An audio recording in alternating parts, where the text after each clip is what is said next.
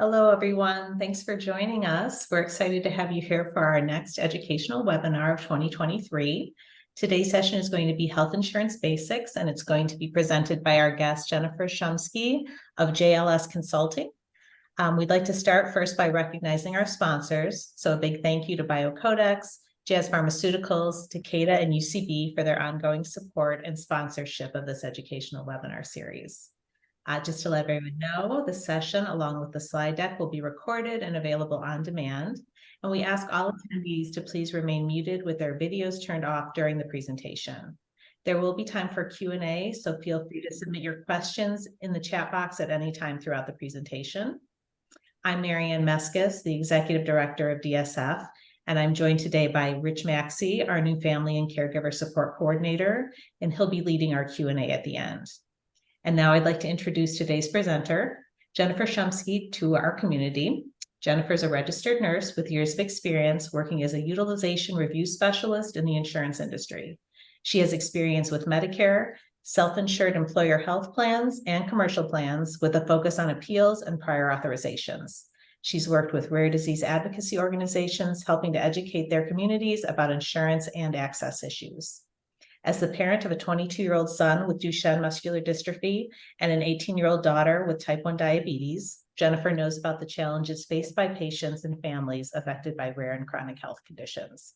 Her passion is helping others get what is needed to live their healthiest and happiest lives possible, and we're so glad to have her with us today. So welcome, Jennifer. Thank you. Today we're going to talk about health insurance basics. And I'll just start introducing myself.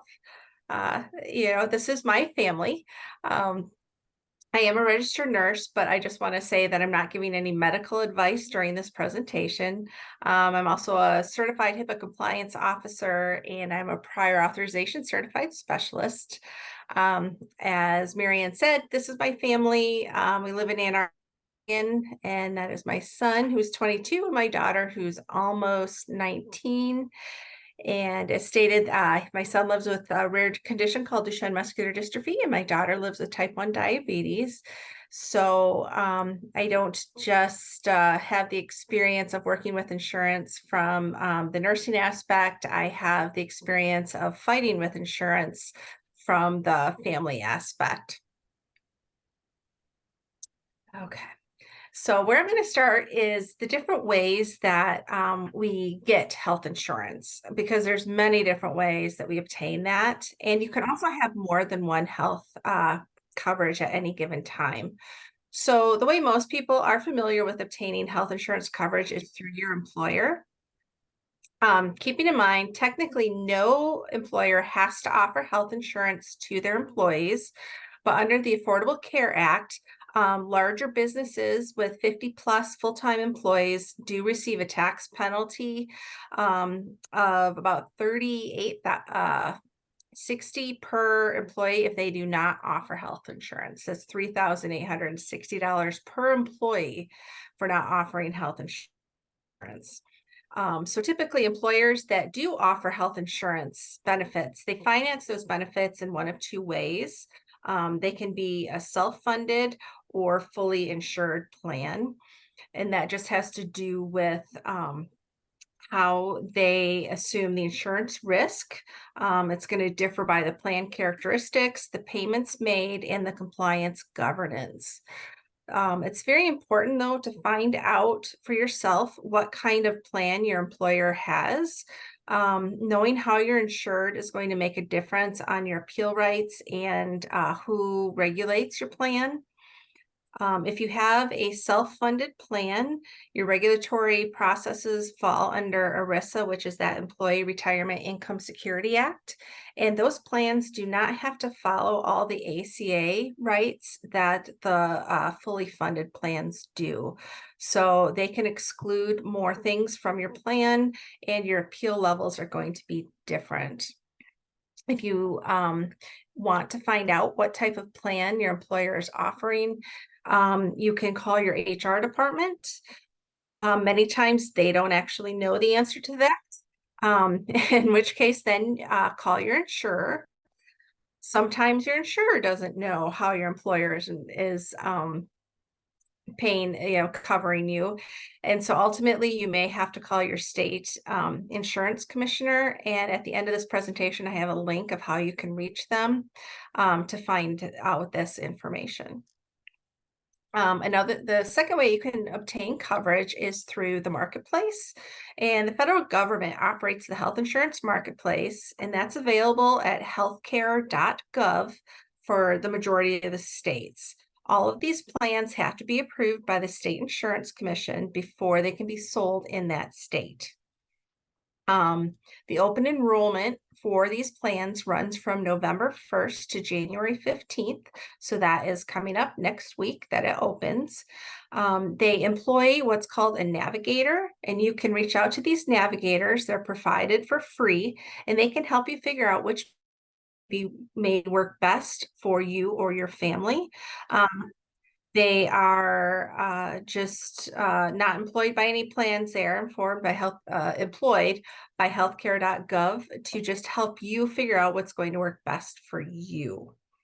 There are some special considerations to keep in mind when it comes to marketplace plans.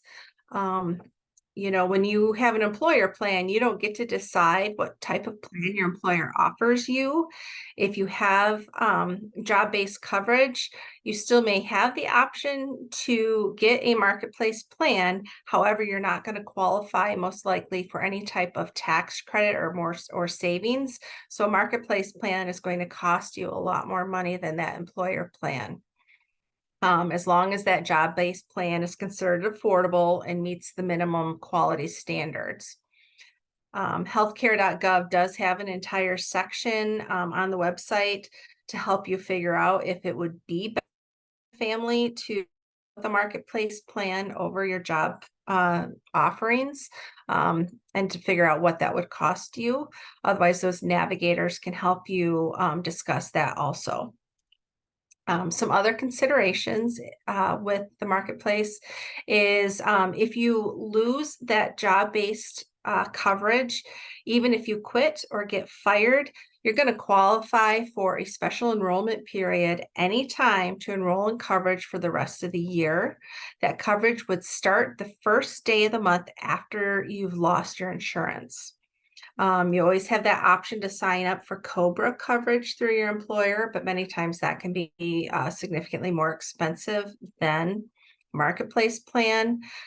But at the same time, as we know, when you're living with a rare disease, you might be getting coverage for something through that employer plan that you don't want to give up trying to get covered through a marketplace plan. Some other situations that allow for special enrollment periods in those marketplace plans would be marriage, divorce, where you lose your health coverage, if you add in children or a death in the family, if you move to a new zip code, if you are leaving incarceration, becoming a U.S. citizen, and a few other circumstances listed on that healthcare.gov. Keep in mind that all marketplace plans, plus those fully insured employer plans, all have to meet the 10 essential benefits that were insured through the ACA, which are those ambulatory patient services, hospital services, emergency services, pregnancy, maternity, and newborn care, mental health and substance use, services including behavioral health treatment, prescription drug coverage, although as we all know, that doesn't mean all drugs are covered or covered the way we might need them to be, rehabilitative and habilitative services and devices, lab services, preventative and wellness services, and chronic disease management, pediatric services, which include both oral and vision care. However, adult dental and vision are not covered. And then they must also cover birth control and breastfeeding coverage. And then finally, although I'm not going to go into much with this presentation, there's the government programs, sometimes called public coverage. There's Medicaid. There's CHIP, which is the Children's Health Insurance Program. There's Medicare. And then there's also other government programs like the TRICARE Federal Employee Health Program. And I believe we're hopefully going to be doing a presentation on those before the end of the year. So of all these different insurance ways to be insured, there's different type of plan options. You don't always get to choose, but sometimes your employer might give you different options. So just so you know what some of these stand for, there's a PPO, which is a preferred provider organization. So this is a type of managed care health insurance plan that provides you maximum benefits if you visit one of their contracted in-network physicians or providers, but they still do offer you some coverage if you go outside of their network. They're just not going to pay as much or offer you as rich of a benefit outside of that network, but you still have that option. Typically, you don't need referrals to go outside of the plan, but certain health systems may still require a referral. For an HMO, that stands for Health Maintenance Organization, and they require that patients choose one primary care physician who serves as the central provider.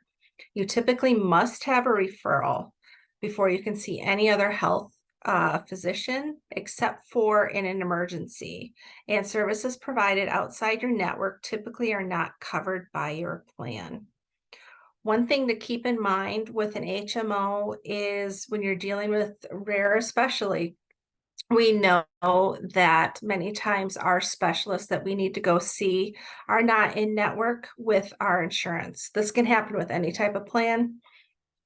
Most insurance companies will offer you the opportunity to try to get a waiver to set up a one-time agreement between your insurance and the you need to go.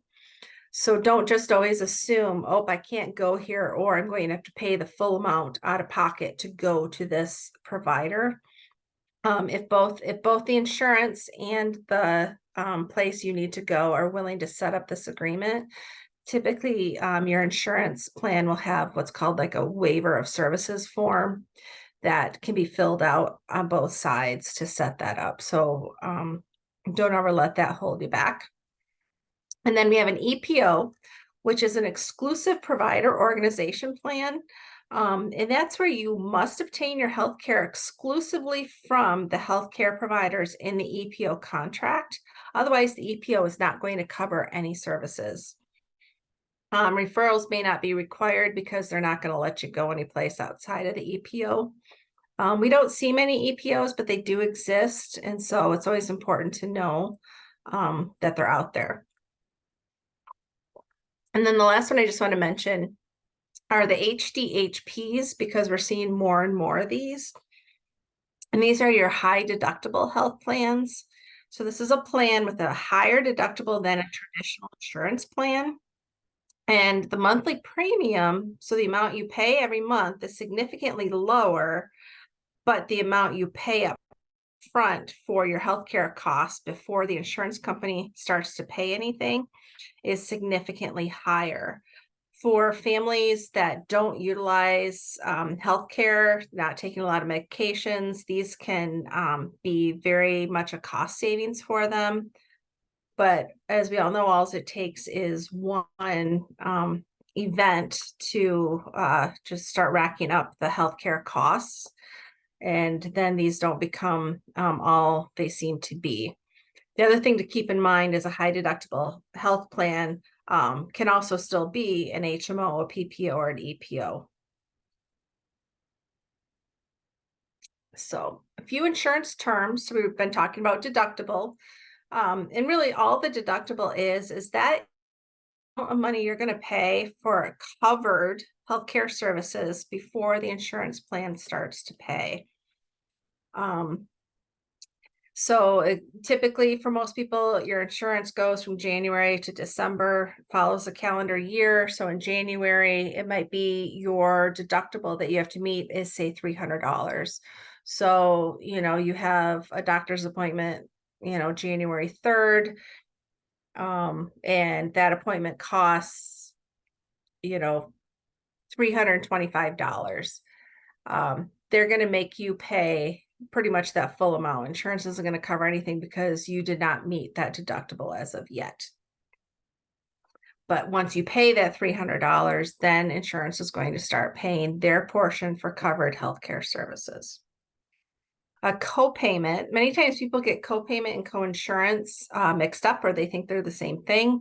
A copayment is just a fixed amount that you're going to pay for covered healthcare services.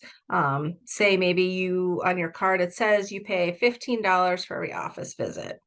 You usually pay that at the time that you receive the service. The amount can vary by the type of the covered healthcare service that you're receiving. Whereas coinsurance is a percentage that you pay of the cost after you've paid that deductible. So typically you're not paying your coinsurance at the time you receive the service because you're not sure how much it's going to cost. So you will end up getting billed more often for that. And then the premium is just the amount that you pay your health insurance or plan to be able to have the coverage. Some people pay that monthly, some people pay it quarterly, some people pay it yearly. We talked about network, which is the facilities, providers, and suppliers your health insurer or plan has contracted with to provide those healthcare services. Coordination of benefits. This is the process that your insurance uses to determine which of two or more insurance policies will have the primary responsibility of paying claims. And this is only if you have one or more insurance in place. Sometimes maybe you or your spouse both have insurance coverage on your kids.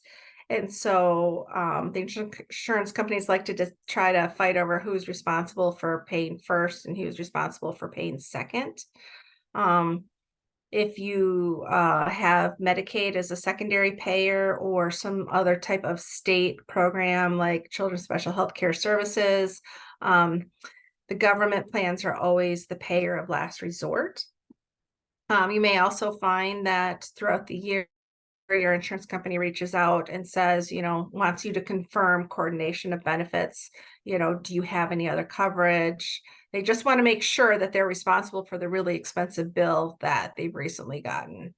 I don't know if you get this, but we find that the higher we utilize medical benefits, the more often they ask us about our coordination of benefits. And then finally, excluded services. And these are healthcare services that your health insurance or plan doesn't pay for or cover. Sometimes with excluded services, you do not have any appeal rights on anything that's excluded. And these can be listed in two places on your plan. If you typically should have a summary plan benefit, a book that comes from your HR that summarizes how your employer or if you have a marketplace plan, how that plan, some of their rules. And then there's also their medical plans, their policies will have another list of excluded services. So there's two places that you need to look to find out what might be excluded. We have found, at least in the Duchenne community now, that we have a gene therapy that's approved. With our self-funded plans, many of them actually have it listed in their plan summary that gene therapies are excluded services. One of those things that never occurred to us was going to be in there. Some have actually written out specific diseases are excluded from coverage. So something to be aware of and to look at. And then just a quick go over some pharmacy terms because, pharmacy coverage is typically separate from your medical coverage. And many of us have just as many difficulties with pharmacy items as we do with our medical items, sometimes more. So a formulary is a list of prescription drugs that are covered by your prescription drug plan, offering, what is covered. It can also be called a drug list. Keep in mind that your prescription plan formulary can change throughout the year. It could change monthly, it could change quarterly. So it's always important to try to keep an eye on that. Your formulary typically is going to list things that are excluded. Doesn't mean you can't try to get excluded items, just means you're going to have to fight for them. Might have different tiered medications, meaning you're going to pay more as you go up in a tier. We'll have what's called your preferred products and your non-preferred products. Your preferred products are your lower cost items that your particular insurance company has gotten better pricing on. That's typically the only reason they are preferred. And then if for some reason you cannot take the preferred and you need to take a non-preferred product, you're just going to have to fill out more paperwork to get it, but it doesn't mean that they're not approved. They're just less desired. Specialty medication. It's a type of prescription drug that in general requires special handling or ongoing monitoring. They say they're relatively difficult to dispense. Generally, specialty drugs are really just the most expensive drugs on the formulary. They might not be difficult in any other way other than the cost. They just want them to be managed carefully. So a specialty pharmacy is the pharmacy deal with those specialty drugs, because those medications typically are delivered to the home or the doctor via FedEx, UPS, or through tracked postal service. And then step therapy is just a type of prior authorization where you must try a less expensive drug on that formulary that has been proven effective for most people with your condition before you can move up a step to the more expensive drugs. It typically means trying a similar, more affordable generic instead of a more expensive brand name. And then therapeutic substitution, not often seen, but right now we're seeing a little bit more of it. And that just means that the drug originally prescribed to you has been switched by a pharmacist to another drug that's a different chemical compound. It's not the same as switching to a generic. This is basically a replacement of the originally prescribed drug with an alternative molecule with an assumed equivalent therapeutic effect. Typically, we're seeing therapeutic substitution with all the shortages of medications that are going on right now. So it's not like your pharmacist just, switches it willy-nilly. They're gonna, say, hey, we cannot get this medication. They'll call your doctor. But unfortunately, when you're dealing with certain types of medications, therapeutic substitution can lead to disaster. And then finally, we have non-medical switching. And this is when the insurer or the pharmacy program makes an insurance coverage change that forces their patients off their current therapies for no other reason than to change to save their plan money. And that's something that we're seeing a lot more of right now. So utilization management might be a term that you've heard, and it's really just a tool used by insurance to help with cost containment. So under that umbrella of utilization management falls your prior authorizations, your claims reviews, and your appeals and grievances. So prior authorization, I've already mentioned that a few times, can also be called pre-certification. It's basically a decision by your health insurer or plan that a healthcare service, treatment plan, prescription drug, or piece of equipment is medically necessary. Your health insurance or plan may require prior authorization for certain services before you receive them, except in an emergency. Prior authorization, though, is never a promise that they're going to cover the cost. If you've ever gotten a letter of prior authorization, usually you'll see there's some statement at the bottom saying this is not a guarantee of payment.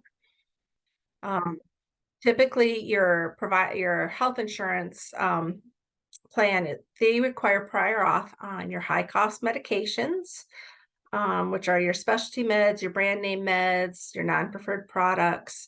They require it on their higher cost procedures, on long hospitalizations, some therapies, anything that could be considered cosmetic and or experimental, your expensive equipment, and then any other items that they feel mine or that they want to capture beneficiary class to trigger referrals into their case management.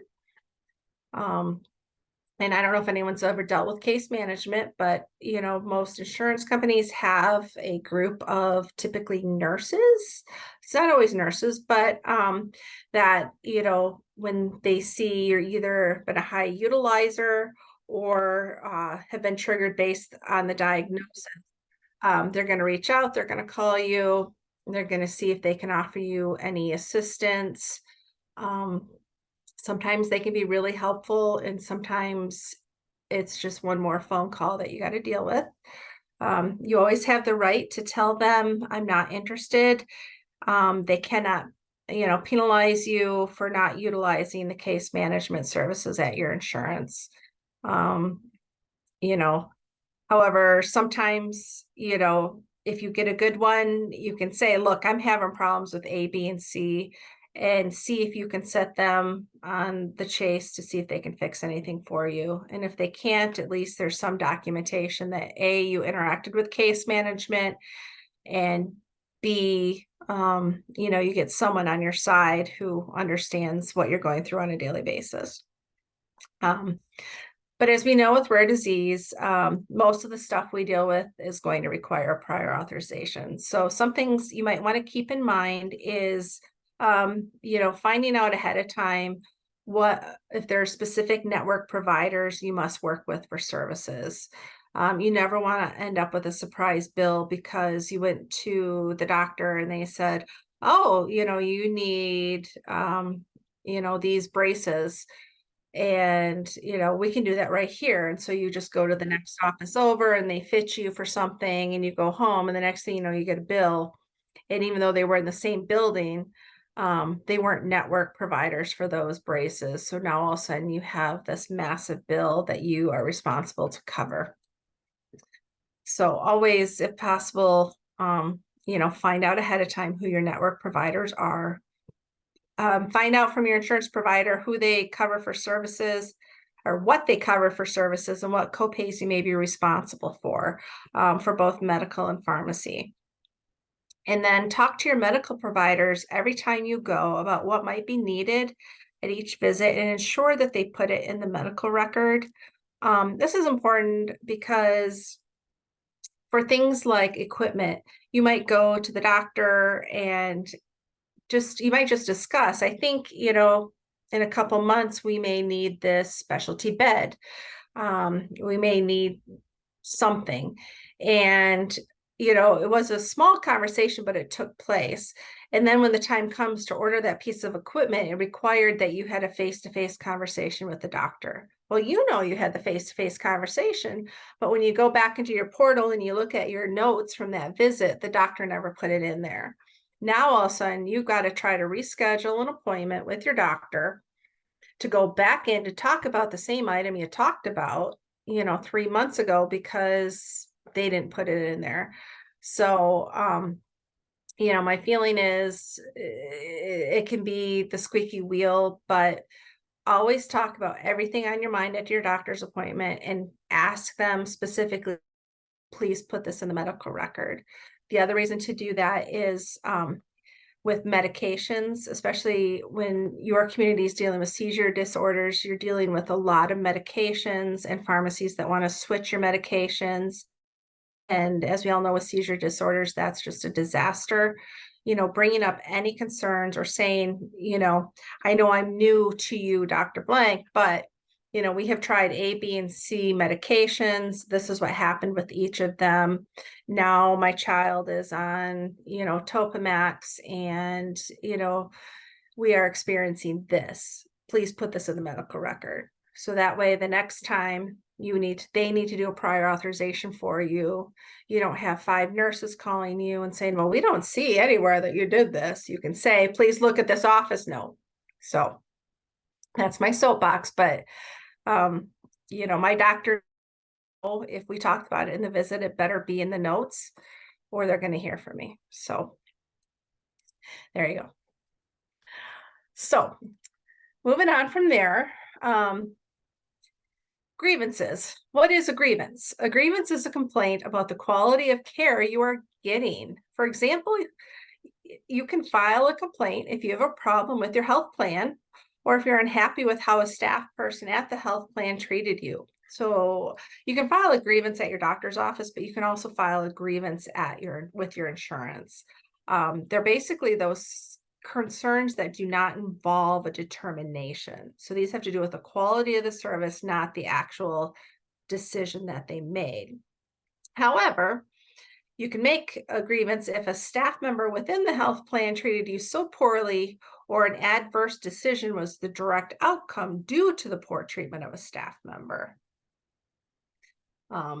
If the health plan refused to make a determination on a service and you can show that your health was harmed in some way. These are a little harder to prove, and they could dismiss that complaint. However, it's always worth a try.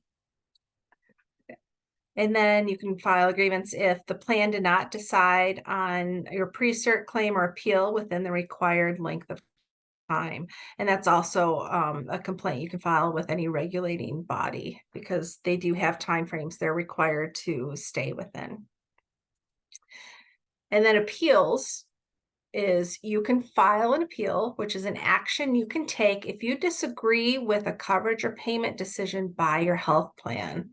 So you can file an appeal if you have issue with the plan's refusal to cover a service, a supply, or prescription. You can file an appeal if your request for a healthcare service, supply, or prescription drug that you think you should be able to get is denied. If you request reimbursement for healthcare or prescription drug you already received is denied. So on a claim, if your request to change the amount you must pay for a prescription drug is denied, you can appeal that. Or if you are getting coverage for an item and your insurance stops paying for it, that is something you can appeal also. Not just pre-certifications.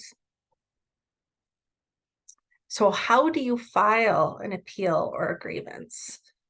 For a grievance, you can call the number on the back of your insurance card or the front, depending where the phone numbers are. You tell them you'll file a grievance and don't hang up the phone until they allow you to do that.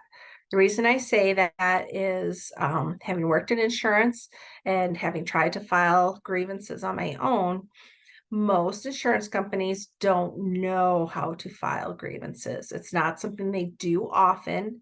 And so when it happens, people are scrambling. So you're going to get put on hold a lot and they're going to say, and so it does take a little bit of time. They're hoping you're going to give up.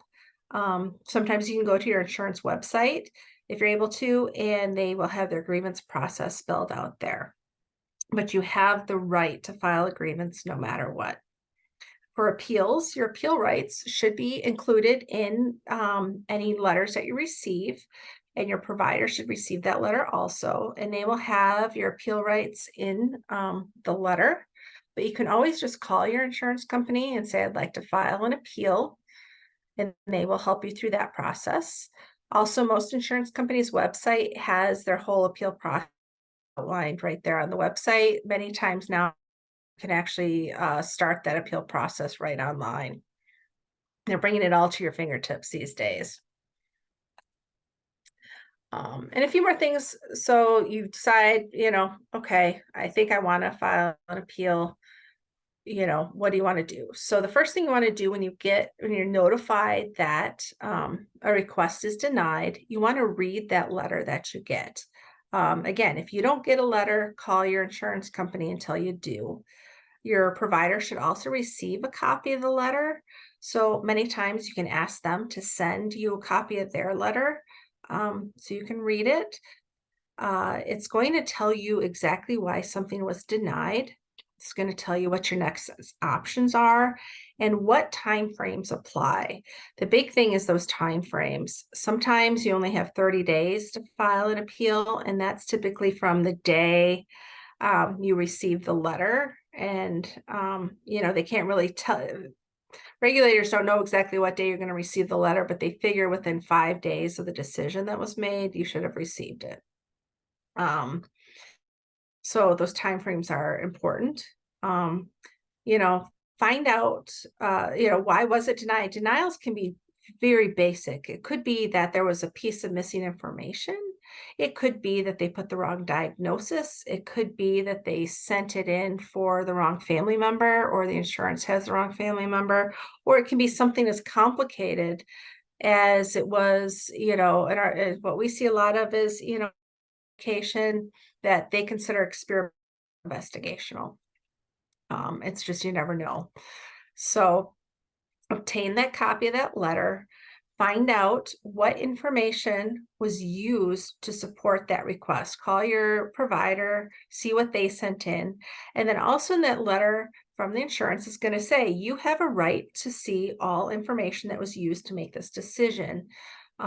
That's where you're going to find out what criteria your insurance company used to make that decision. What medical policy did they use?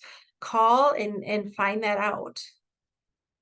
Sometimes you can even just go on your insurance company website and find copies of their policy. And then find out if a peer-to-peer discussion was offered and if it took place. And a peer-to-peer is a call that takes place between your ordering provider and the reviewing physician at your payer. At that initial level, unfortunately, it's not really going to be a peer reviewer to your ordering physician. It's going to be the medical director at the insurance. So it may be that you have your, neurologist that has ordered something, and they're going to be talking to the insurance provider, who is a neonatologist or a gerontologist or someone who, really does not understand everything the same way that your specialist does, but that's kind of how it goes. So that can be very frustrating.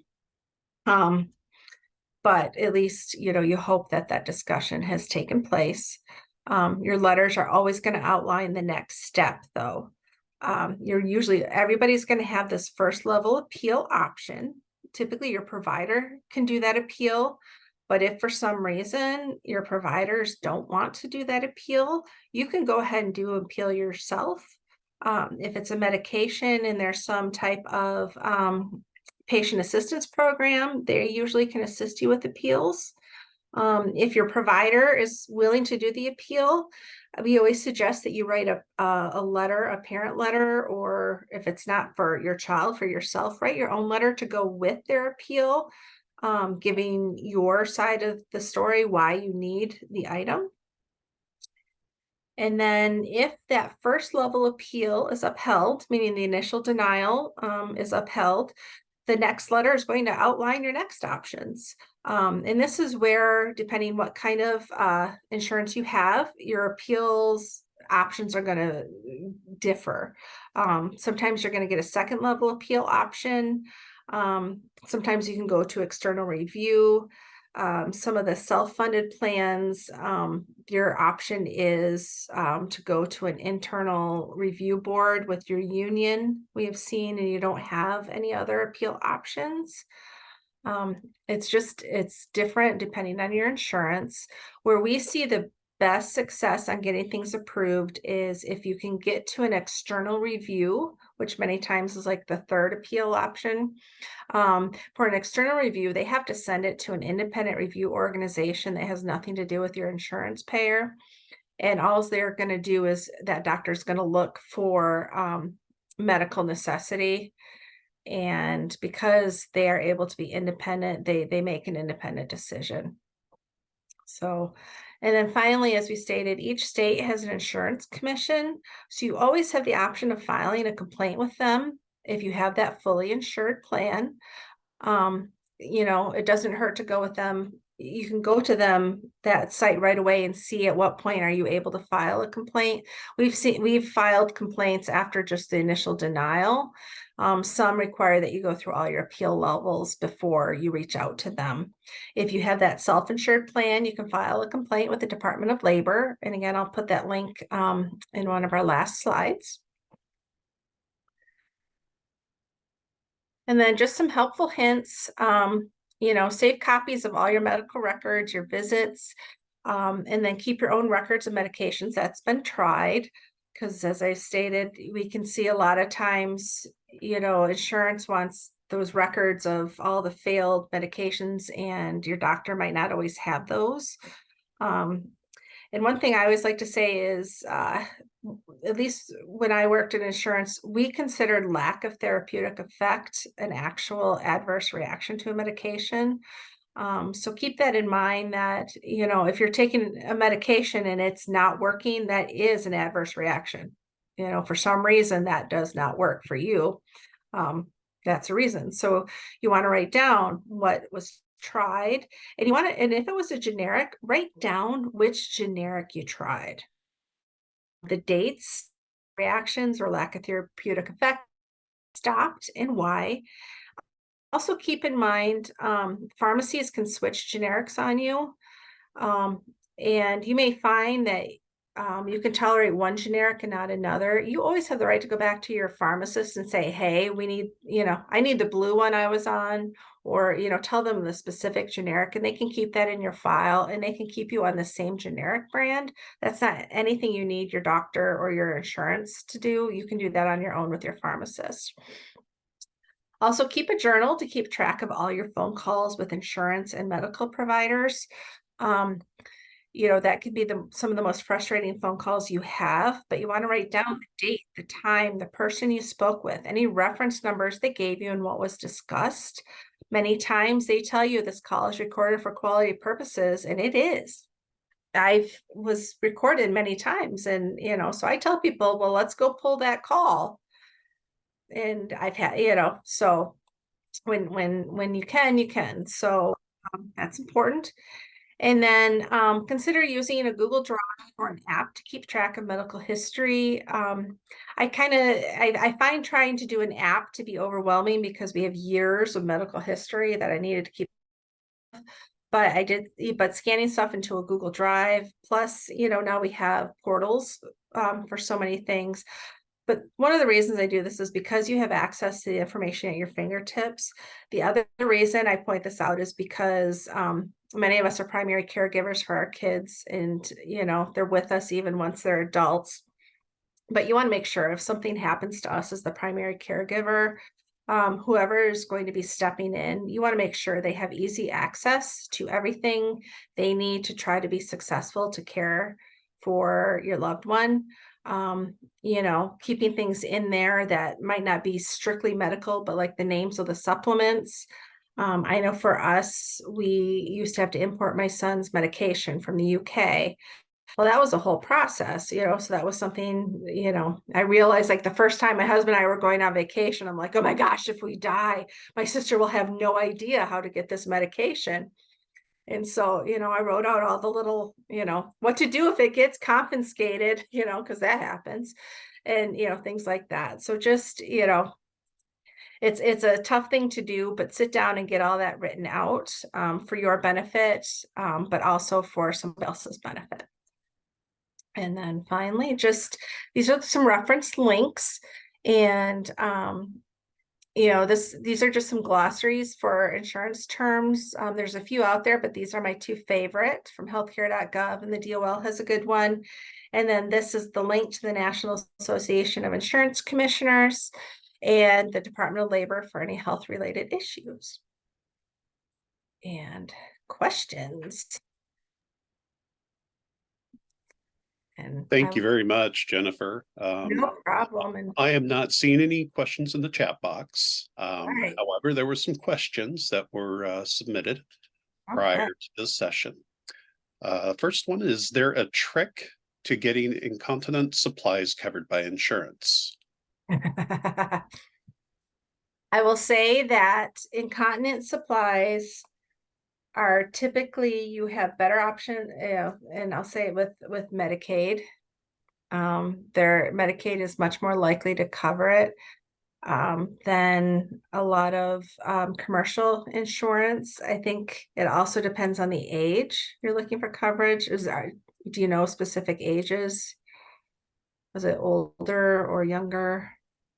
I think that makes a difference. With Medicaid, I know we didn't talk about Medicaid today. You know, you have EPSDT, which, you know, we have that ability to get things covered a little easier. I would say for commercial insurance, as much as those case managers can be a problem, that's something that I would get a case manager involved with. You know, typically, like I say, typically they're nurses, and, you know, nurses understand what incontinence does to the body, to the breakdown. And, you know, if you can get yourself a champion inside the insurance company, they might be able to help you get those covered. So, Okay, very good. So the second one, this is a good one because I often ask this myself. Why does an insurance company get to deny a medication that was prescribed by my child's neurologist? Is there a way to strengthen our appeal around this? that's the hard part. You know, when insurance companies put together their formularies and their policies, they have physicians and pharmacists putting that formulary together and writing that criteria. And what's so hard is they are looking at broad data, and broad data never applies to rare. And not that we're all, you know, rare. I mean, you know, epilepsy and seizure disorders, Right. you know, are the same, but it is very frustrating. And I wish there was an easier way. I think how we're trying to fight it is making sure that if everybody knows.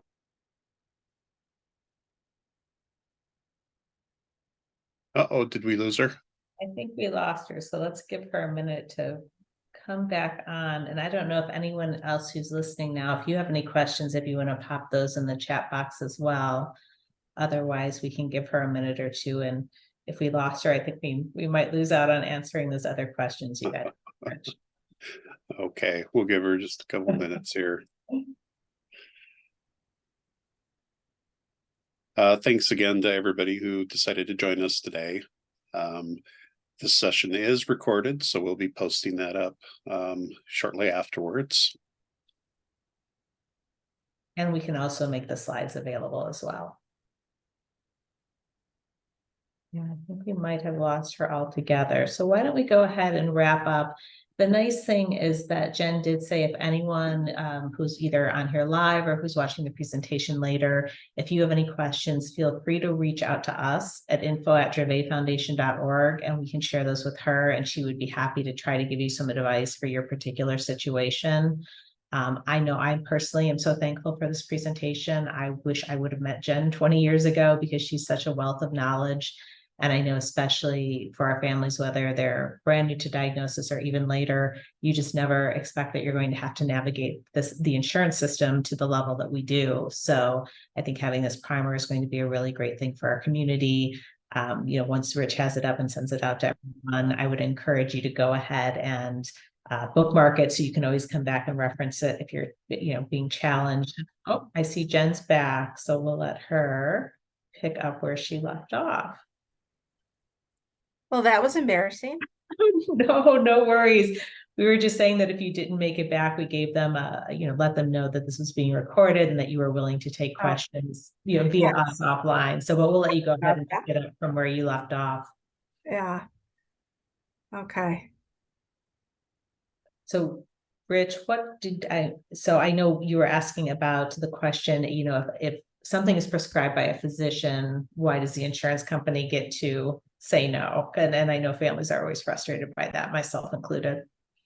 Yeah. Yeah. It really, you know, they very much feel that they've employed doctors and pharmacists, have done their due diligence in, you know, research, and they feel that, you know, they've gathered enough information to be able to say no. And their feeling is, well, they always have appeal options.